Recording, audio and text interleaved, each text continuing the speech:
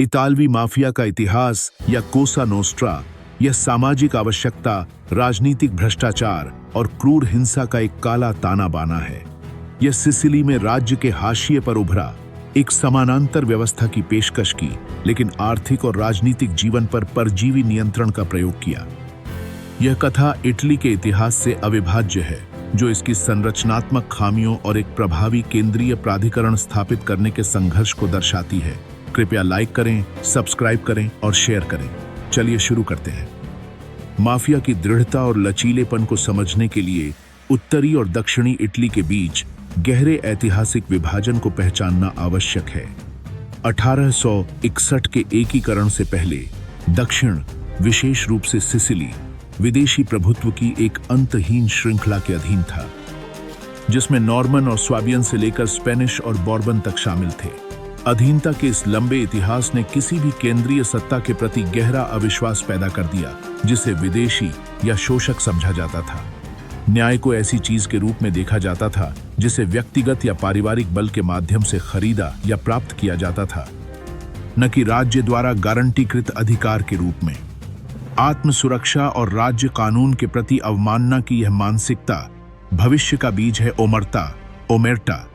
इसे सामंती व्यवस्था से बढ़ावा मिला, जिसने सदियों तक सिसिली पर अपना प्रभुत्व बनाए रखा। भूस्वामी बैरन, बड़े भूस्वामी, प्रमुख शक्तियों की सहमति से अपने कृषिदासों और किसानों पर पूर्ण शक्ति का प्रयोग करते थे।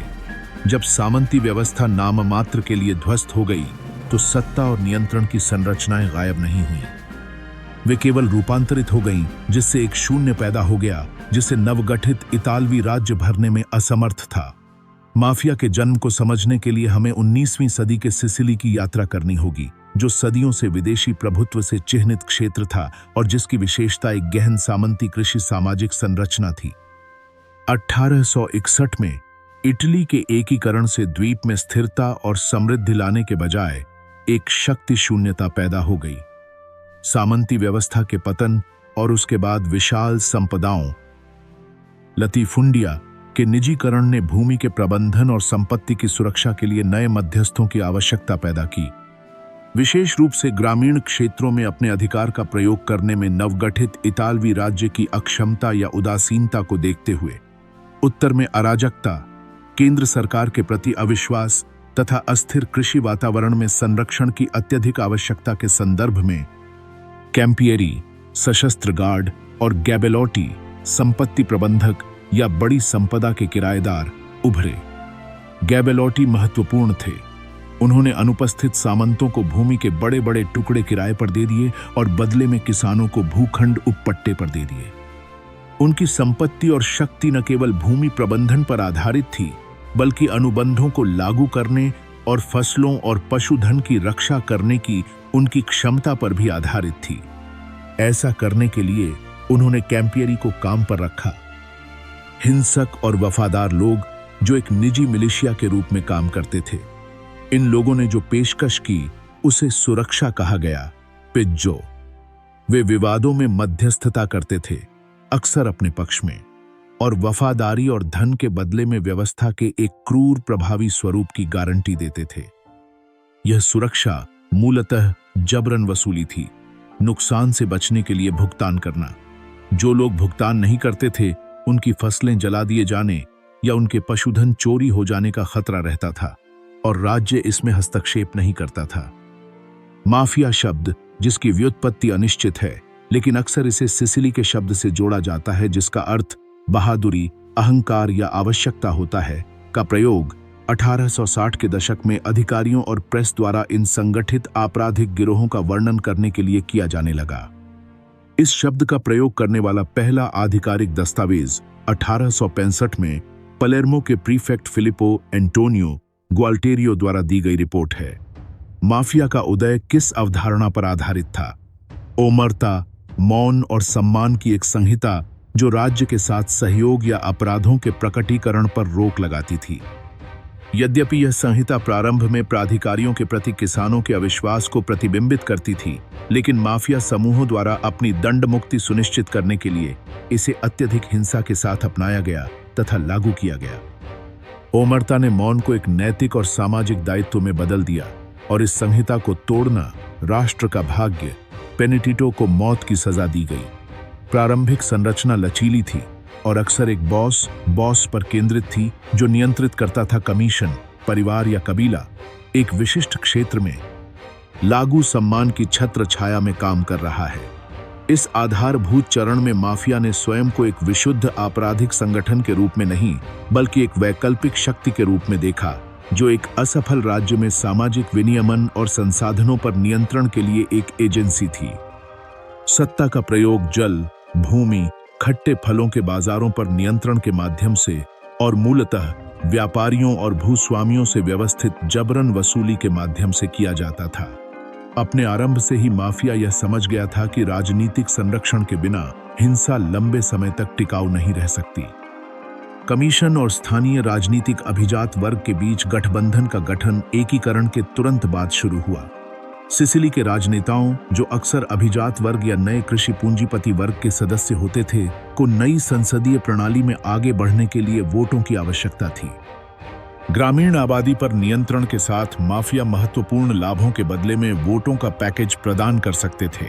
सार्वजनिक अनुबंध जैसे बंदरगाह कार्यों या सड़कों के लिए अपने सदस्यों के लिए न्यायिक दंड मुक्ति और सार्वजनिक प्रशासन, पुलिस, नागरिक रजिस्ट्री, टाउन हॉल में प्रमुख पदों पर अपने रिश्तेदारों की नियुक्ति।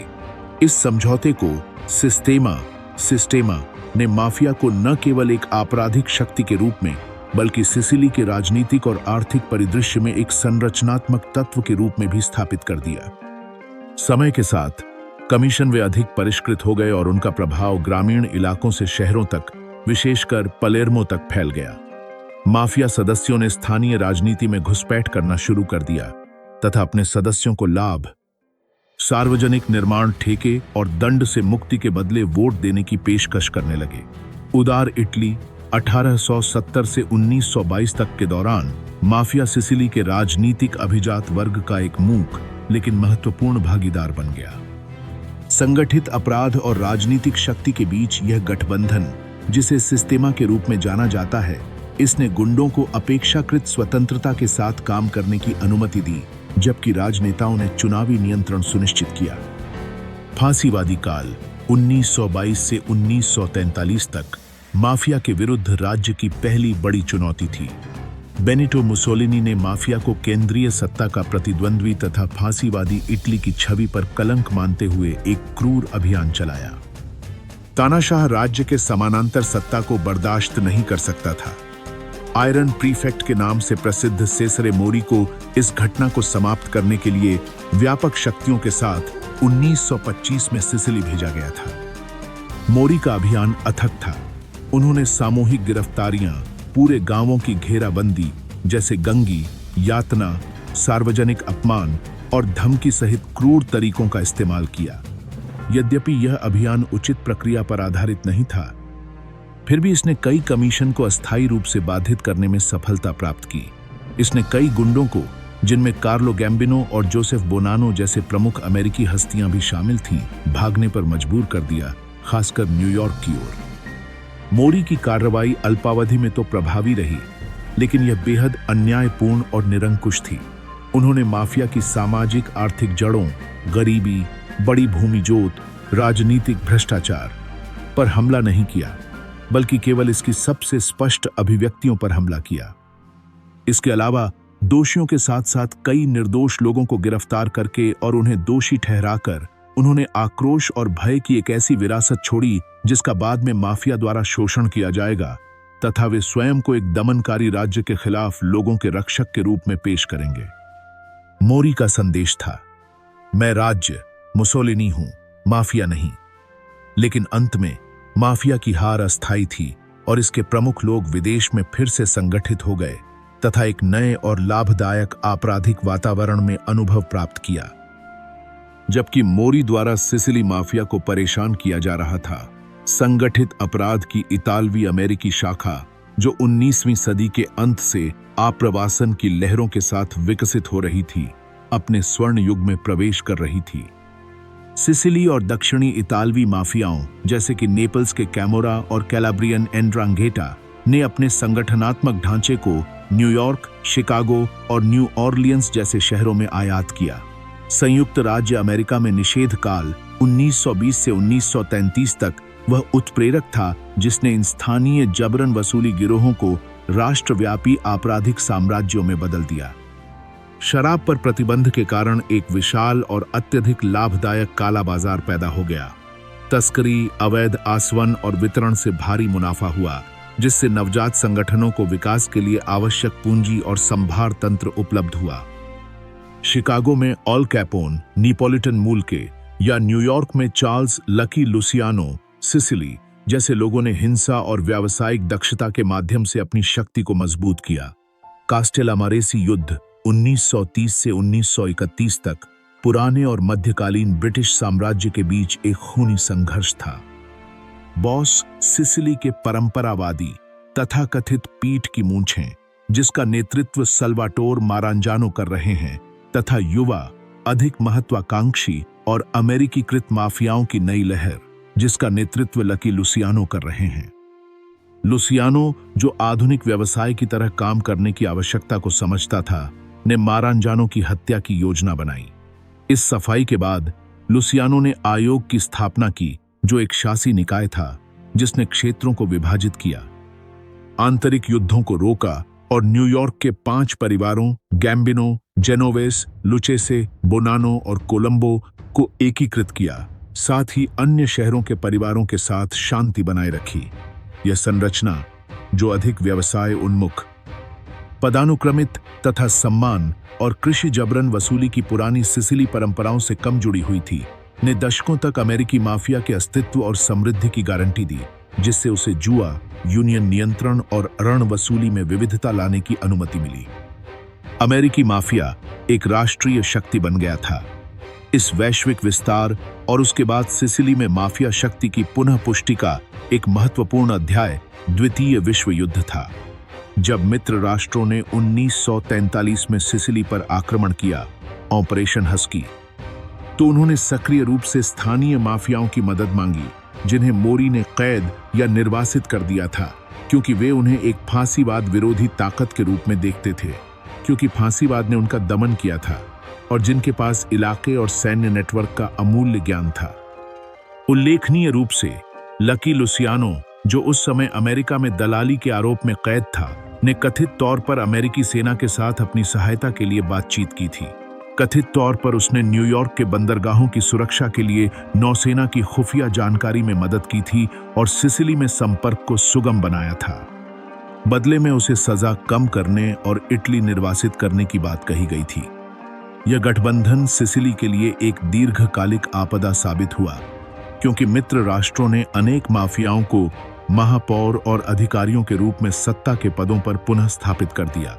सबसे कुख्यात मामला विटो जेनोवेस का था, जो दुभाषिया के रूप में कार्य करता था और मित्र राष्ट्रों द्वारा उसे विलाल्बा का महापौर नियुक्त किया गया था, जिससे उन्हें वैधता, राजनीतिक शक्ति और सार्वजनिक प्रशासन तक पहुंच मिल गई, जो वे स्वयं हासिल नहीं कर सकते थे।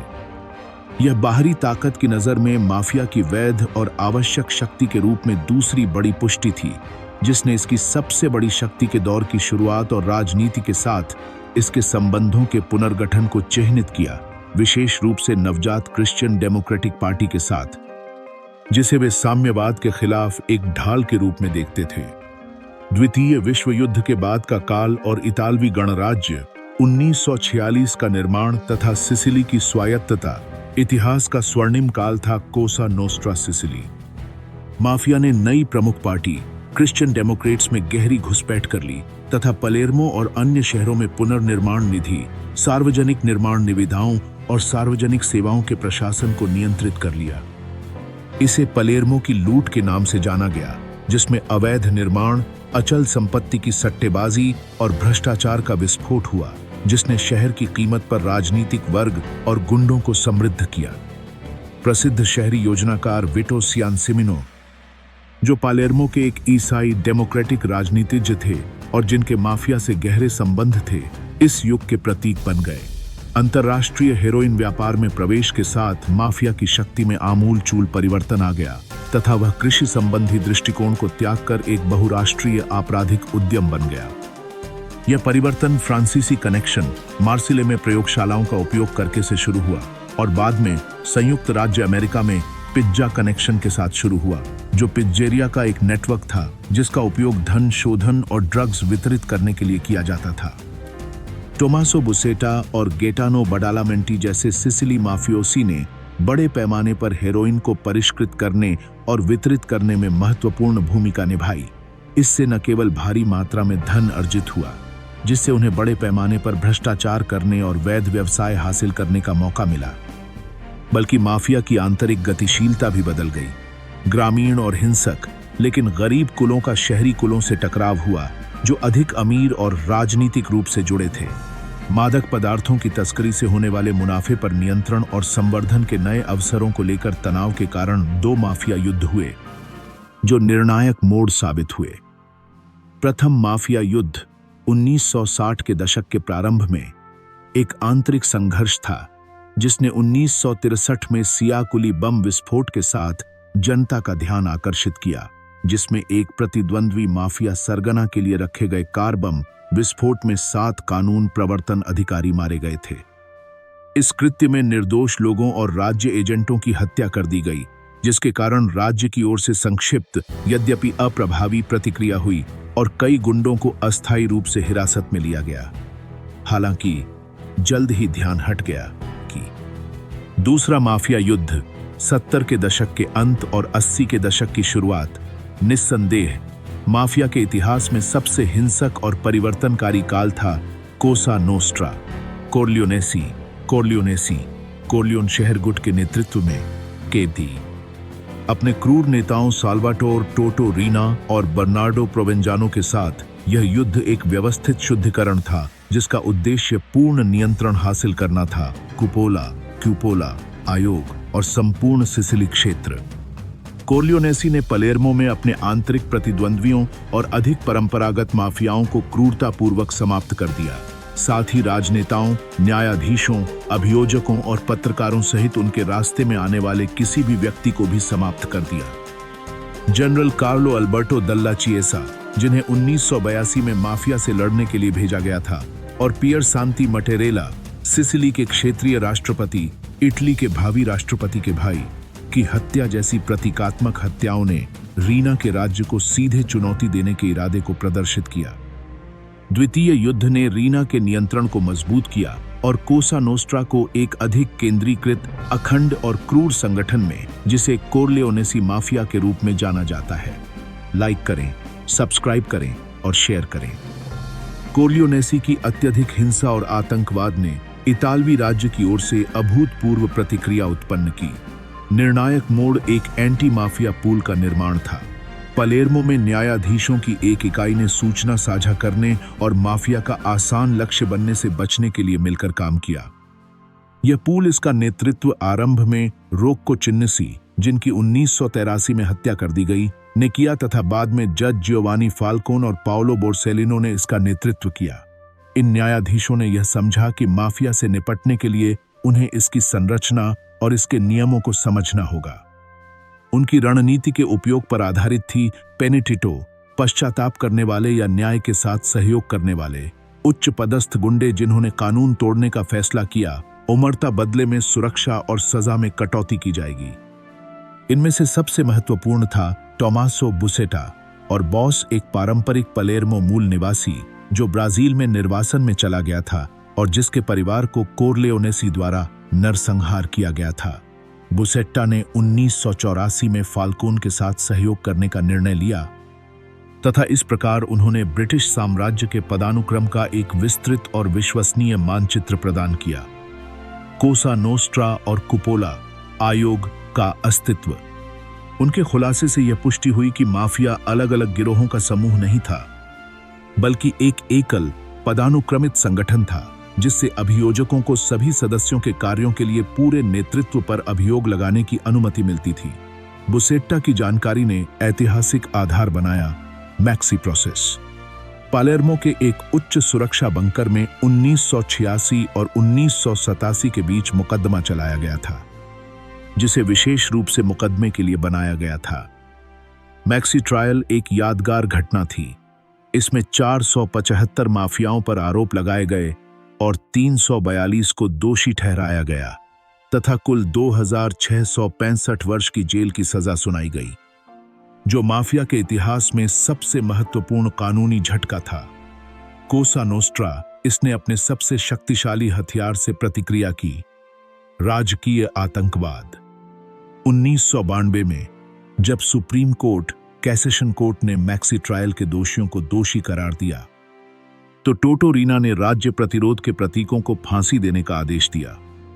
मई 1992 में न्यायाधीश जियोवानी फाल्कोन, उनकी पत्नी फ्रांसेस्का मोरविलो और 3 अंगरक्षकों की हत्या कर दी गई थी।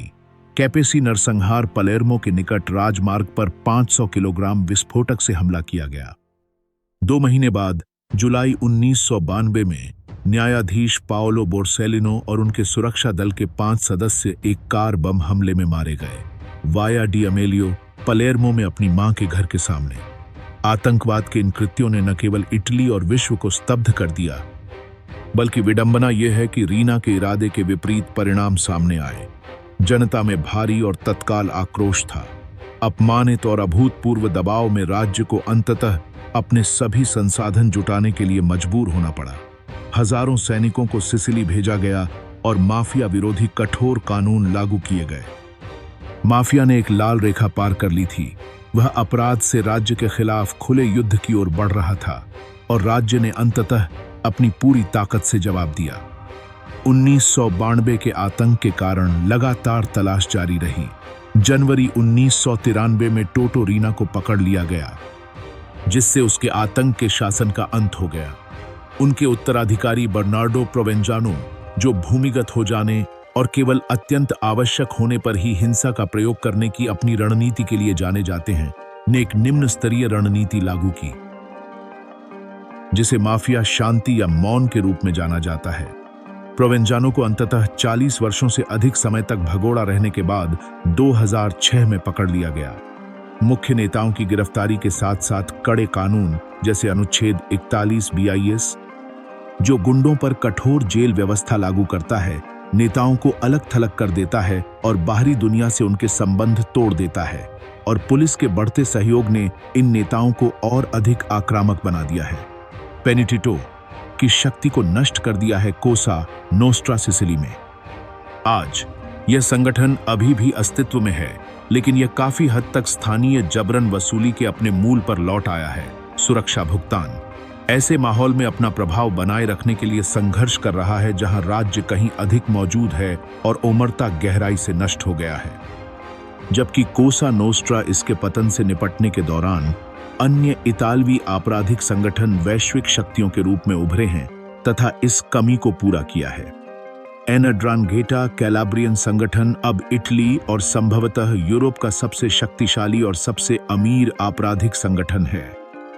कैलाब्रिया इतालवी बूट का पैर के गरीब पहाड़ों में उत्पन्न, इसकी संरचना मजबूत रक्त संबंधों, कोस्का या पारिवारिक कबीला पर आधारित है, जो इसे पुलिस घुसपैठ और पेनिटिटो के खतरे के प्रति अविश्वसनीय रूप से प्रतिरोधी बनाता है, क्योंकि किसी सदस्य को धोखा देने का अर्थ है रक्त संबंधी को धोखा देना। एंड्रांघेटा यूरोप में कोकीन की तस्करी पर हावी है तथा ग्योया टोरो जैसे बंदरगाहों के माध्यम से इस दवा के प्रवेश पर 80% तक का नियंत्रण रखता है। उनके अपार मुनाफे ने उन्हें वैश्विक स्तर पर निवेश करने और धन शोधन करने का अवसर दिया है। इसकी उपस्थिति 40 से अधिक देशों, विशेषकर जर्मनी, कनाडा और ऑस्ट्रेलिया में है, और इसने निर्माण, पुनरुद्धार और परिवहन व्यवसायों के माध्यम से उत्तरी इटली और शेष यूरोप की कानूनी अर्थव्यवस्था में गहरी पैठ बना ली है। एक अन्य महत्वपूर्ण संगठन है कैमोरा नेपल्स और कैंपेनिया क्षेत्र से। कोसा नोस्ट्रा के विपरीत केंद्रीकृत और परिवार आधारित एंड्रांघेटा कैमोरा लगातार प्रतिस्पर्धा करने वाले कुलों फिलांती का एक अधिक खंडित और अराजक नेटवर्क है। कैमोरा शहरी क्षेत्र स्थानीय मादक पदार्थों की तस्करी, जबरन वसूली और अवैध व्यवसायों को नियंत्रित करने पर केंद्रित है। विषाक्त अपशिष्ट का निपटान, विषाक्त अपशिष्ट चक्र, आग की भूमि के रूप में ज्ञात क्षेत्र में एक विशेष रूप से विनाशकारी और प्रदूषणकारी व्यवसाय। इसकी विखंडित और हिंसक प्रकृति के कारण आंतरिक संघर्ष अक्सर होते रहते हैं और क्षेत्रीय नियंत्रण अधिक अस्थिर हो जाता है, लेकिन नेपल्स और इसके आसपास के क्षेत्रों में दैनिक जीवन पर इसका प्रभाव दमघोंटू है। इटालियन माफिया ने अपने सभी रूपों में एक जटिल सांस्कृतिक और सामाजिक विरासत छोड़ी है। एक ओर इसका इतिहास एक काला धब्बा है जो हजारों मौतों और गहरे भ्रष्टाचार के लिए जिम्मेदार है, जिसने संस्थाओं में विश्वास को कमजोर कर दिया है। इसने अपने प्रभुत्व वाले क्षेत्रों पर भारी आर्थिक और सामाजिक लागत थोपी है। दूसरी ओर इसने कला, साहित्य और फिल्म के अनगिनत कार्यों को प्रेरित किया है, जैसी फिल्में द टी, गॉडफादर और श्रृंखला जैसे द सोप्रानोस और गोमोरा। उन्होंने माफिया की छवि को मिथक बना दिया है या बाद के मामले में रहस्य से मुक्त कर दिया है। मिथकीकरण से सम्मान, परिवार और परंपरा की ऐसी छवि बनती है जो प्रायः जबरन वसूली, मादक पदार्थों की तस्करी और निर्दोष लोगों के खिलाफ हिंसा की बदसूरत वास्तविकता को अस्पष्ट कर देती है। रोमांटिक कथा जो कभी कभी बॉस को एक सम्माननीय अपराधी के रूप में महिमा मंडित करती है, वह संगठित अपराध के खिलाफ वास्तविक लड़ाई में एक बाधा रहा है। माफिया के खिलाफ असली लड़ाई सिर्फ गिरफ्तारी और मुकदमों से नहीं जीती जा सकती। इसे माफिया मानसिकता पर हमला करके जीता जाना चाहिए। यह मानसिकता जो कानून को वैकल्पिक और राज्य को दुश्मन या उससे भी बदतर भ्रष्ट साझेदार के रूप में देखती है, सदियों के उत्पीड़न और उस राज्य की सच्ची विरासत है जो ऐतिहासिक रूप से न्याय और अवसरों की गारंटी देने में सक्षम नहीं रहा है। संगठित अपराध शैक्षिक विफलता, बेरोजगारी और आर्थिक असमानता पर पनपता है तथा वंचित पृष्ठभूमि के युवाओं को शक्ति और धन तक पहुंचने का त्वरित मार्ग प्रदान करता है। माफिया के खिलाफ आधुनिक लड़ाई का एक महत्वपूर्ण हिस्सा नागरिक समाज की लामबंदी रही है। विशेष रूप से सिसिली में जैसे संगठन अडियो पिज्जो, गुड बाय टू एक्सटॉर्शन, व्यापारियों और व्यापार मालिकों द्वारा बनाया गया है जो कर का भुगतान करने से इनकार करते हैं। सुरक्षा भुगतान ने दिखाया है कि ओमरता जब समाज एकजुट हो जाता है तो यह टूट सकता है।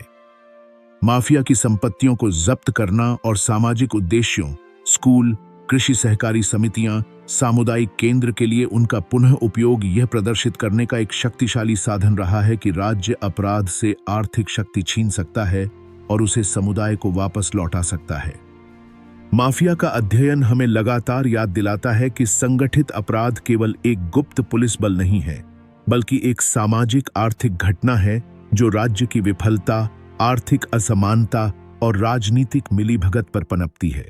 इन संगठनों के खिलाफ लड़ाई वैधता, लोकतंत्र और उन समुदायों की गरिमा के लिए एक सतत संघर्ष है जो 2 शताब्दियों से अधिक समय से भय और जबरन वसूली की छाया में रह रहे हैं।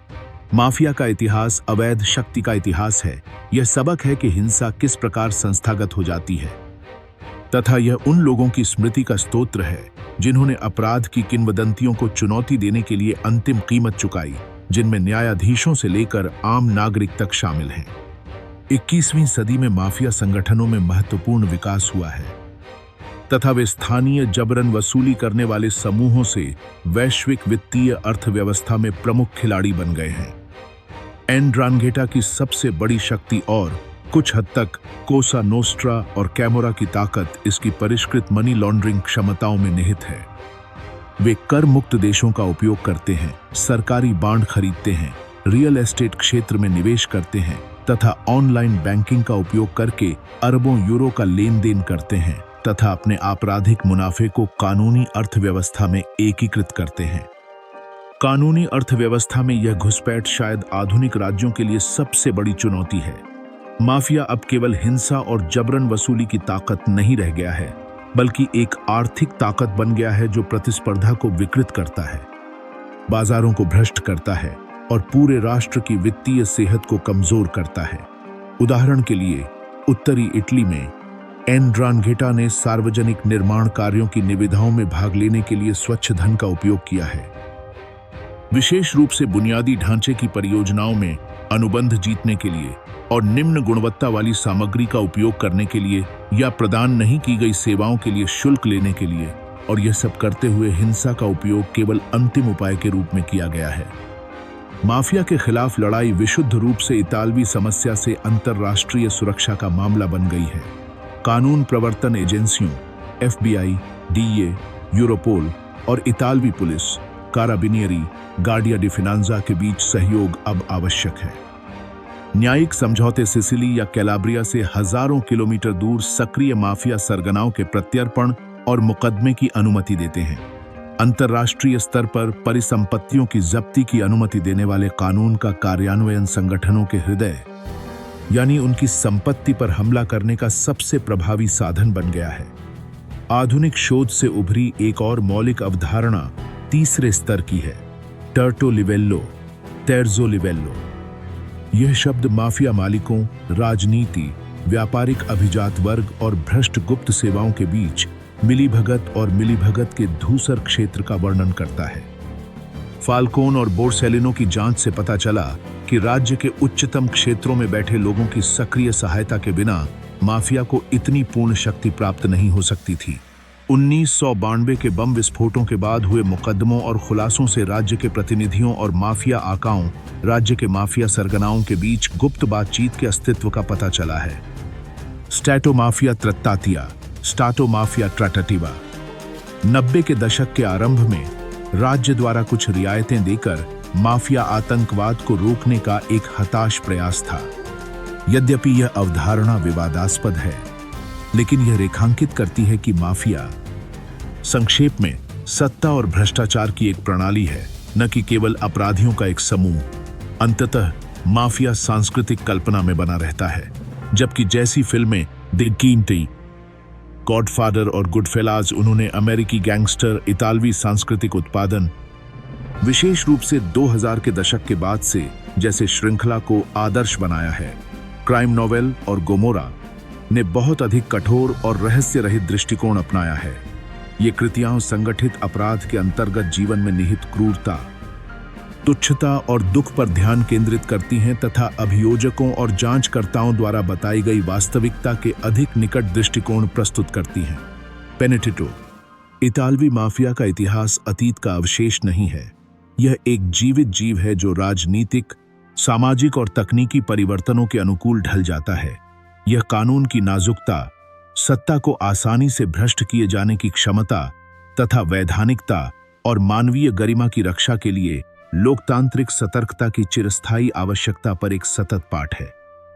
कोसा नोस्ट्रा और एंड्रांघेटा की छाया हमें याद दिलाती है कि संगठित अपराध के खिलाफ लड़ाई कानून के शासन की संप्रभुता के लिए एक निरंतर चुनौती है। लाइक करें, सब्सक्राइब करें और शेयर करें। अगली बार मिलते हैं।